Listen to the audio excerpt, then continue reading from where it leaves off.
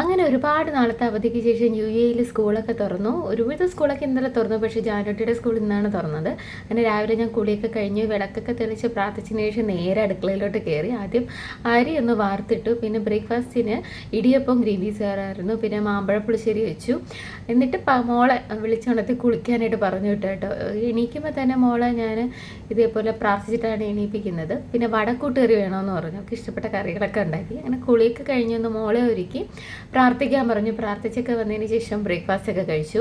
സ്നാക്സും ഇന്ന് പുതിയൊരു ലഞ്ച് ബോക്സ് ആയിട്ടോ, പുതിയ സ്കൂൾ വർക്കയില്ല, അങ്ങനെ പുതിയ ലഞ്ച് ബോക്സ് ഒക്കെ മേടിച്ചു. അങ്ങനെ ചോറും വടക്കൂട്ട് കറിയും മാങ്ങാ പുളിശ്ശേരിയും പിന്നെ മുട്ട കുതിച്ചായിട്ട് ജാനുവിട്ടി അങ്ങനെ മുട്ട പൊരിച്ചതും കൂടെ കൊടുത്തു വിട്ടു കേട്ടോ. രാവിലെ തന്നെ ഒരു ഓട്ടപ്പച്ചില്ലാണ്, അതിനിടയിലാണ് ഈ വീഡിയോ ഒക്കെ എടുക്കുന്നത്. പിന്നെ സ്പൂണും ചോറ് കഴിക്കാൻ വേണ്ടി സ്പൂണും കൊടുത്തു വിടും കേട്ടോ.